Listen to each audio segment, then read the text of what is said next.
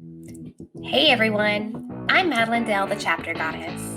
I'm a mom, author, blogger, freelancer, host, and overall creative.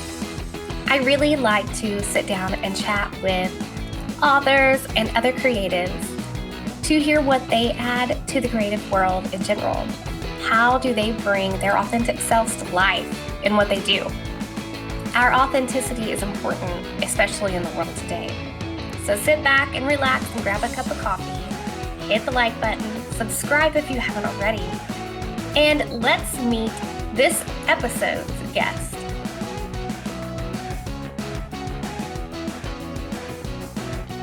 Hello, everyone, and welcome back to another episode of the Book Chat. I have a fantastic author for you guys to meet today, and I'm going to bring him in and let him introduce himself. But before we do that, I want you guys to take a minute and hit that like button and subscribe if you haven't already. Also, check out my books on my website, thechaptergoddess.com. I have a new book dropping January 31st. Blue Flames is finally ready and pre-orders should be up. So make sure you check it out. But without further ado, here is our guest for today. Hi, I'm Thomas Doscher. I'm the author of The Vixen Warbride. I've been writing since I was 13, although I haven't gotten anything published until about a year ago. I've been in the Air Force for 20 years. I was an Air Force print journalist. Been around the world and back, and now that I'm retired, I got the best side gig in the world. Yes, dude, that is one thing I love about writing is it's flexible. And if you don't enjoy it, like, why do it, you know? Oh, I love it. I love it. I did it for free, basically, for 20 years, and then Yeah. I finally realized, when Amazon KDP started out, and you didn't have to worry about a gatekeeper, that was the signal, I think, for me to, I think it's time to start trying to publish some stuff. So go ahead and tell our viewers a little bit about the Vixen Warbride. So, The Vixen Warbride is a military sci-fi a book about this group of soldiers who are on occupation duty on an alien world where after we just won our first interstellar war. And unlike some other sci-fi military stories where you have the fate of the galaxy in the balance, that's not the case here. They're in this little village and they're just concentrating on doing their job and trying to get these people back on their feet. And the interpersonal relationships between them and the aliens, and how basically it's like deployed life just on a different planet. Ooh, that is fascinating. So did you pull in some of your own experience in sharing this story? Oh, definitely. So I was a journalist for 20 years, an Air Force journalist. And the best part about that job was that instead of sitting in a cubicle all day with your nose to the grindstone, you got to go out and work and talk to people from all over. And there are little anecdotes in that book from stuff that people have just told me, things that their own stories. So there's a lot in there that is based on stuff that actually happened. Mhm. And the best part is you really wouldn't know because some of it is just so outrageous. Some of the things that actually happen out there is just amazing, but you never hear about it. Yeah. Did you turn some of those crazy like stories you heard into like events in this one? Oh, yes. For Yeah. instance, there is a scene in one of the books where one of the characters has to crawl under some razor wire to help a little girl who got trapped. Ooh. And that is based on a story that I heard while I was at Bagram Air Base from this Air Force NCO, where something very similar had actually happened. This little girl had crawled under some razor wire and got caught. And he had to crawl in from the other side and basically hold her hand for about 4 hours because the side she had crawled in from was part of an old Soviet minefield. Oh my God. So they couldn't just go in and get her.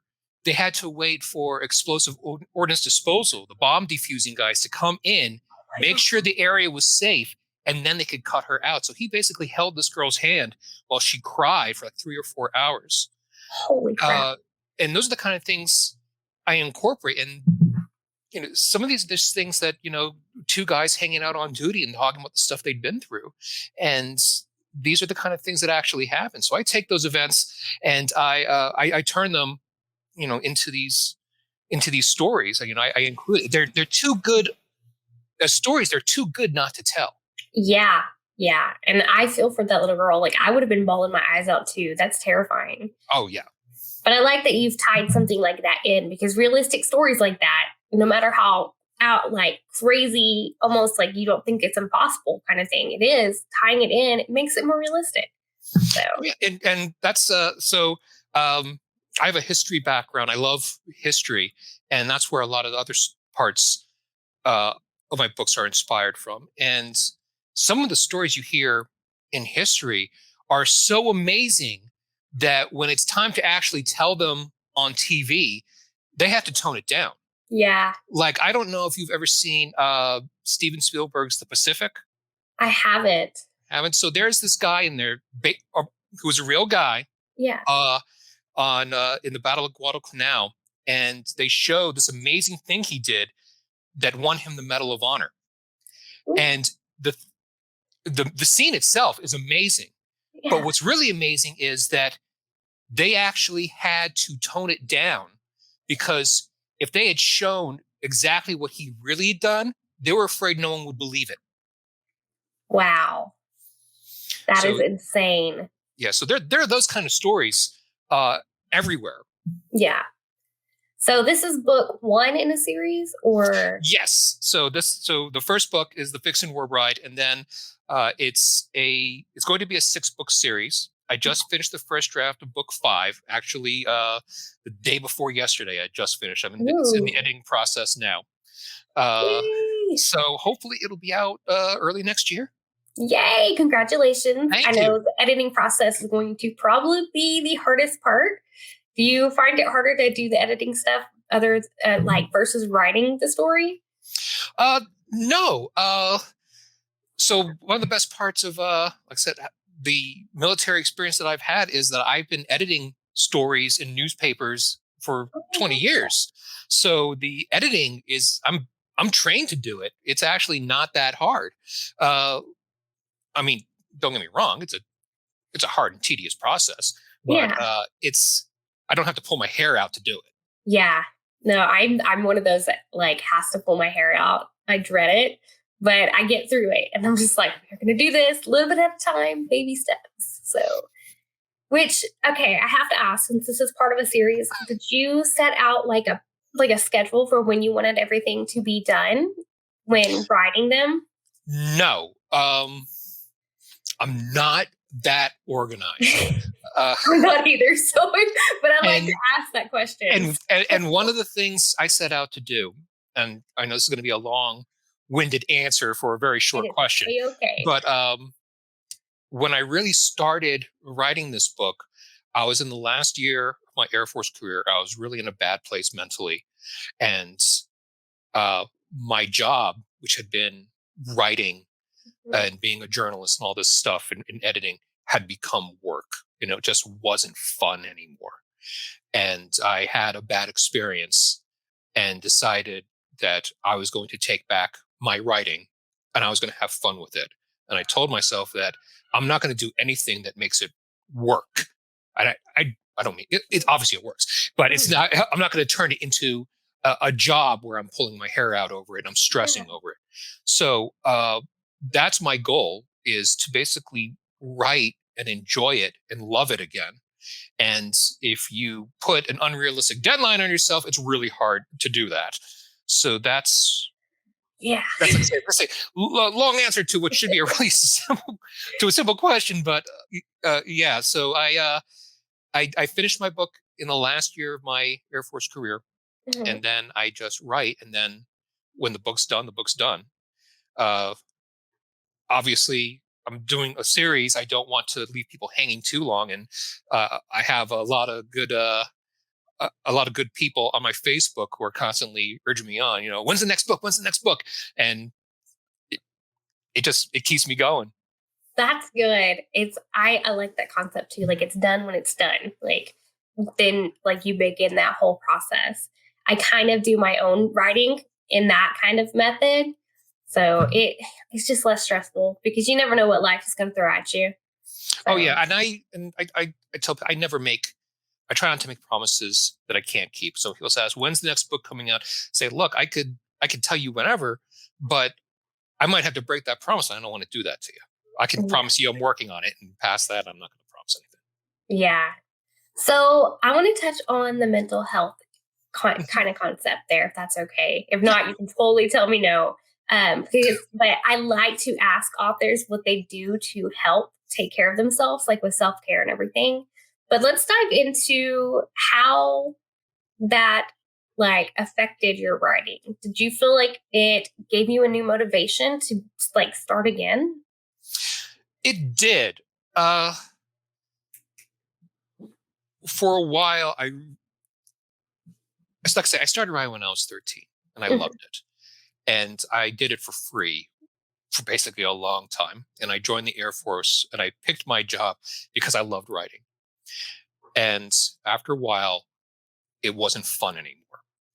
And that's what happens, I think, when your writing is no longer your own. When you have to hand in something, and then 6 or 7 people who have no idea what you were writing or why, or the message you were trying to send, has to put their edits on it, their changes. And after a while, it becomes soulless. And I stopped writing. And I didn't want to do it anymore.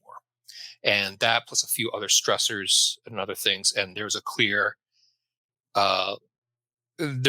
break during my last deployment, where I literally broke down. And that's when I decided that I had to. Writing was the only thing I'd ever been good at, and I wanted to love it again. And that's what I decided I was going to do. I was going to write the book that I had first originally thought of 10 years before. Yay. And it's one of those memories where I know exactly where I was when I came up with the idea. Oh, yay. And I knew and I said, this is what I'm going to do. I'm going to write this book. I'm going to get it out there. I'm going to love this again. I'm going to leave the Air Force, and I am going to love what I do and who I am again. That is amazing. What were the steps you took? I say steps. What did you do to help you find that love again once you were free of the Air Force? So, I mean, I'm kind of ashamed to say it, but the trick was to stop caring so much. if that's okay to say. It is. I stopped stressing about the little things I couldn't change. And the one priority I had every day was that I was going to go to lunch. Well, this is in my last year. I was going to go to lunch. I was going to go to this little coffee shop, and I was going to write for 1 hour. I didn't care what else I did during that day. Yeah. As long as I did that. And then when I left the Air Force, a very happy time, I made it a point to write every day. Oh, yay. Even if it's just a few words, it's still forward progression. You can still say at the end of the day, hey, I did some writing today. Yes. I've always said progress is progress. Like, right. Every little bit counts. Yeah, because it's like it's inertia. You know, if you write a little bit every day, it's going to snowball. But if you stop, it's very hard to get back writing again. Yeah. So now that you've got books out there, you've kind of got writing back to where you love it. What do you do for self-care now? That's, well, I think the biggest part of my self-care is I bought a dog. Oh, yes. And I saw the pictures. You have to tell me about the dog. Tell me about the dog. So Mimsy, she's not like a what's it called, a help dog or anything like that. She's just a regular golden doodle. She's about a year and a half old, and I bought her as a puppy. And basically, I wanted a friend. Yeah. It's something I can always support. And I bought her specifically to spoil, and play with, and things like that. And she's the one that keeps me sane. Uh, my wife tries her best, but I needed something else while she's at work. And so Yeah. so that was probably the biggest thing I did as far as self-care was I bought a dog. That it is important. And honestly, I have 4 cats and 2 dogs, so I relate with you on that because, like, on the days you're down and you just want company, it's like they just all congregate and it's nice. So Oh yeah, but the problem I've run into is that I can't write at home ah, because when I try, she comes mhm. up to me and she gets up onto she raises her arms and she grabs my arm, the one that I use to control the mouse, and she has the Yeah. ball in her mouth, and it's like, stop doing that, throw this ball. And once you start, there is no end to throwing the No. ball. You will throw the ball and you will keep doing that until you die. Yeah, or at least your arm falls off. So I find that when I write at home, I get maybe a couple of paragraphs. When I go to a coffee shop for an hour, I write entire pages. So that's what I've Nice. had to do. I've had to start going back to a coffee shop uh, because she won't let me write. Yes, no, I totally get that because you also mentioned in the document that you're a stay-at-home dad and it's easier to write when the kids are not home.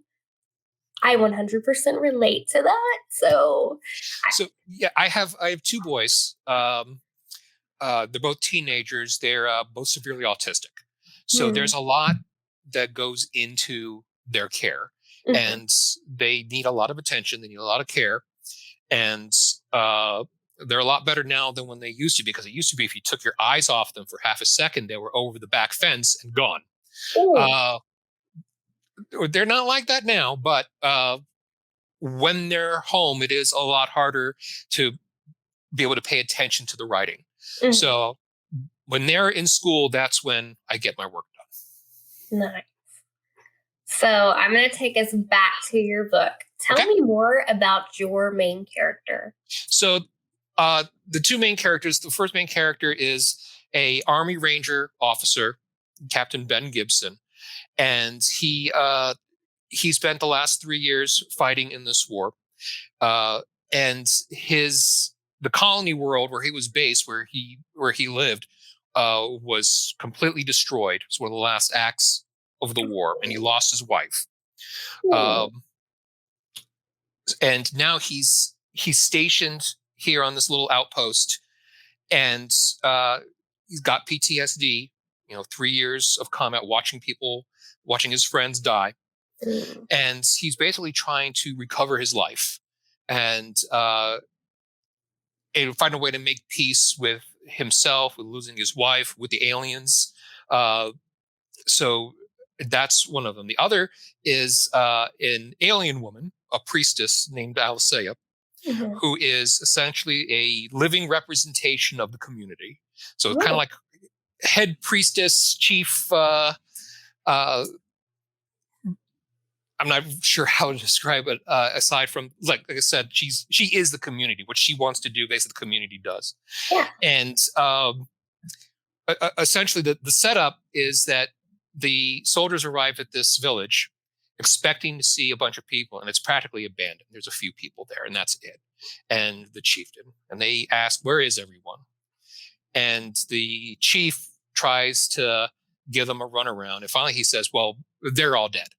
They heard you were coming, and they all joined hands, walked into the river, and drowned themselves." And just as he says this, Alicia shows up, basically kicks the door open. She's dirty. She's got one shoe missing. She's got a bunch of stuff in her hair, and she starts yelling at the chief. Uh, and it, and then, uh, so they're having an argument.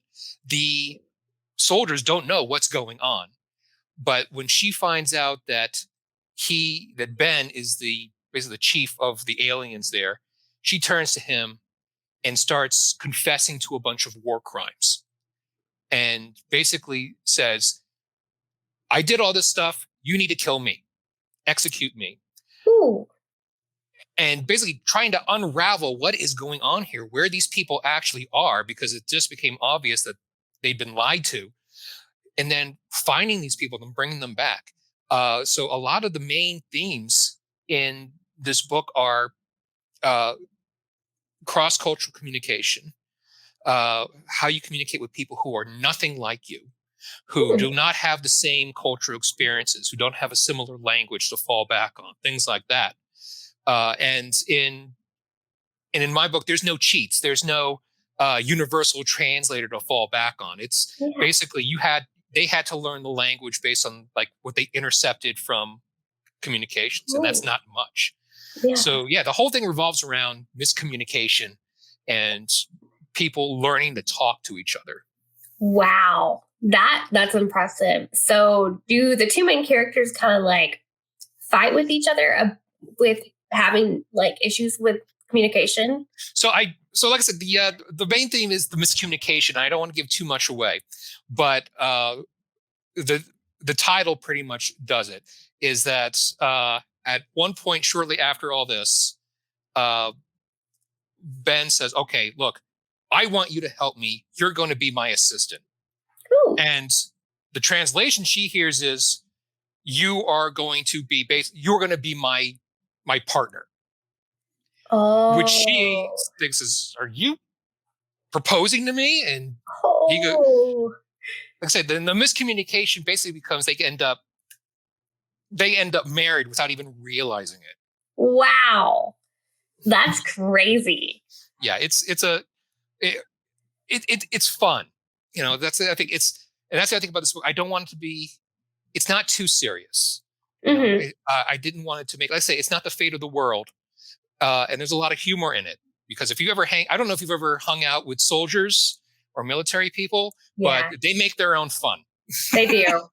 So there's a lot of characters and a lot of having a lot of fun.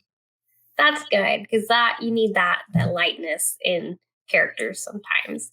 Yeah. So the world you've got these guys living in. Tell me where the inspiration came for that. So the inspiration, the whole thing actually comes back to, like I said, 10 years ago, I came up with this concept. Mm-hmm. And it was while I was studying the Pacific War.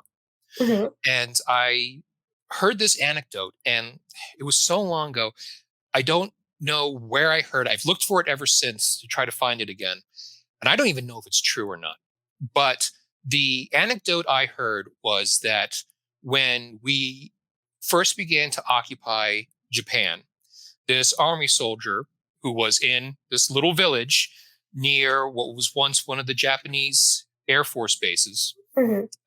Is just hanging out. And this Japanese woman, this elegant woman, comes into his office with the mayor of the village right behind her, basically begging her to shut up. And she says, "I've heard you're looking for me. I'm here to turn myself in." Ooh. And she's like, I'm not looking for you. Why am I looking for you? And she goes, "Because you're looking for people who participated in the war. That's me. Lock me up." And he did a little digging and found out that her war crime, was that she ran an inn. And the base that was nearby was where Japanese kamikaze pilots were trained and left on their final missions. So the last night before they would fly off to their deaths, they would go to her inn, and she would feed them dinner, and they'd sing and they'd pray together and basically give them one last night of happiness. Yeah. And she had been she was very proud of that. You know, that was her contribution to the war. Well, he couldn't just throw her in. You can't just throw her in jail for that. That's not a crime. Yeah. But at the same time, you can't just say, "Sorry, that just wasn't important enough." So what he did was he took her and he put her in their little jail for a few hours, and then came back and said, "Okay, I talked to my superiors. They say they're going to let you go, but just behave from now on." And he let her go, and she walked off, and that was it. There was no other issues. And I remember what occurred to me is this could be the basis of a really good story. Yeah. Based on, because people don't understand each other. You have to learn about, if he hadn't learned why it was so important for her to do this, he might have said, just take off, leave. I don't got time for you. But, he managed to avoid an issue like that. And so that's where the whole thing came from. So there's a lot based on the Pacific War and the occupation. The propaganda that both sides told each other and how it was wrong. Yeah. There were, I mentioned earlier how the chief said that all these people had killed themselves because they heard you were coming. Things like that actually happened during the wars. And when the U.S. attacked Saipan, the people who lived there, the civilians, were convinced that after hearing all this propaganda that the U.S. soldiers were going to rape and murder them. So they threw themselves off cliffs rather than be captured. Yeah. And that's just because, communication just didn't happen the way it should. And the times when it did happen, it saved lives. Yeah. Wow. And so the communication issue in the series, does that slowly improve over time with them interacting? Okay. Yes. And as communication improves, the relationships improve, and they go from basically being very, very distrustful to one another to almost becoming allies against other threats. So there's a lot inspired by World War II. There's a lot inspired from Afghanistan and Iraq. Just things that I've learned and know. And like I said, I've already told you that there are some specific incidents that are based on real things that have happened. Yeah. Some of it's just funny and some of it's tragic. And But that's part of war. It's the honest truth. You're going to have death. So. And that's another thing I try to do in this, is that there's no satisfactory ending to it all. There's no happily ever after. That's just the way it is. Yeah. So the romance in this story, let's talk a little bit about that. What kind of spice level did you take the romance to? Oh, no, this is not that kind of book. The title, and this is, oh God, if I could go back and retitle this book, I would. You're good. I'm a romance author, so I have to ask. It's just a curiosity. It's not as spicy. It's a very slow burn type of romance. Because you have one guy who's basically still in mourning, and you have and they have the woman who's basically a nun. That is an interesting mix. Yeah, so it's very slow burn. It's more as they learn more about each other, they get closer, and it's one of the cultural issues that I deal with, because it's not just that alien culture; it's that human culture at this point is also very different than what it is now. So on her world, marriage is forever. There's no such thing as annulment or divorces, and there is no death to us part. You're married forever. Yeah.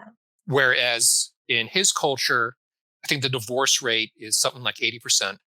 Oh, wow. You get married basically by mailing in a postcard. Oh my gosh. So part of it is that he doesn't understand why marriage is such a big deal. And he's so afraid of what might happen if he angers this very important religious icon. What would happen to his people if he angers her? Yeah. That he doesn't try to get out of the marriage.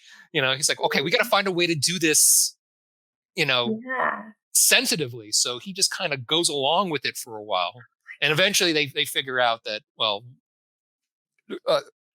no, nothing bad's going to happen. But that's good. But that's so crazy. It's so do they butt heads about the whole marriage concept for quite a while then? Yeah. There's a lot of will they, won't they? But like I say, it's not as spicy as the title would imply. Vixen is just the name for a female fox, and these aliens have basically fox-like features. Uh, they're like some of the characters from some Asian mythologies, where they have the fox ears in the tail, but they're human otherwise. So the females are vixens, the males are Todds, instead of man and woman.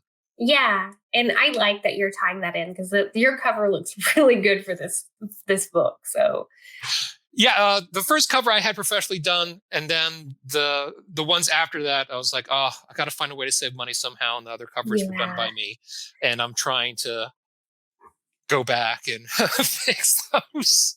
It's hard to budget when it comes to publishing books.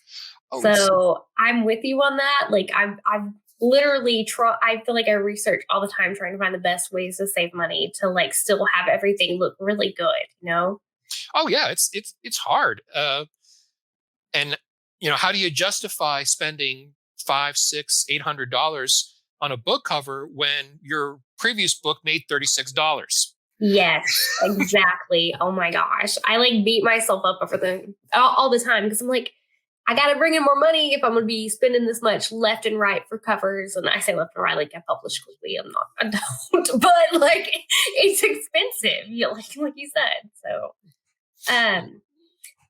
our final question for this is, if you could share something with a new writer, somebody who's starting out their journey being an author, and they haven't published their first book or anything, what advice would you give them?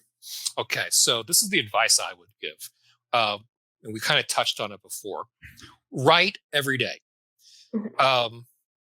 And I guess the best way to say that, I don't know, there's this old movie called Throw Mama from the Train. If you haven't seen it, don't worry, because it's a bad movie. But in it, it's a writer, and he says, a writer writes always. That's the best advice, is write. Second, I'd say don't worry about the publishing. Like I said, there are places now that make it easy. I've seen things that get published that would never make it past a publisher or a gatekeeper, and not because they're badly written. It's because it's not their cup of tea. It's not what publishers are paid to find the things that are guaranteed to sell, and things that are creative or new. Those are risks. So I see a lot of people online and on Facebook, writers who beat themselves up because they think that, oh my God, this isn't good enough. I'm not sure how can I do this? I'm so dejected. And I tell them, look, there's plenty of people who are going to tell you suck. You don't have to be one of them. Because there's going to be a lot of people who like what you write. There's an audience for everything. That's one good thing about the internet, is that you're going to find someone. It doesn't matter what you write. You're going to find someone who likes it. So I think that was the second thing. And I don't know. I know I had something for this. Let's see. Yeah, I think that was all of them. But those are the big ones. Always write. Don't worry about what other people say, and don't get hung up about publishers. Amazon has made it easy, and I've heard people complain that, because there's no gatekeeper, there's a million things out there. Oh no, that's the problem. There's too many books. That's not a problem. More books is good. So those are, so that'd be my advice. Nice. Well, go ahead and tell our viewers where they can find you and your work. So you can find me on Facebook, Thomas Doscher author. That's me. And that's right now the only place I'm on. I don't have my own website. I don't have a blog or anything. And you can find my books on Amazon, and you can find them on Barnes & Noble and a bunch of other places for ebooks. But if you want to print one, you have to go to Amazon right now. Sweet. Well, thank you so much for being on the book chat today. Thank you very much for having me. I loved it. Hey guys, me again. Thank you for watching the show. I hope you enjoyed the book chat and everything we talked about. If you'd like to check out some of my work, you can find the link to my website below, or you can reach out to me through my website to be on the show yourself. Also, don't forget to check out the featured creatives' work. I super appreciate them taking time out of their day to be on the show. And also, don't forget to hit that like button and subscribe. We've got many new things coming in the future. So once again, thanks for watching. See you soon.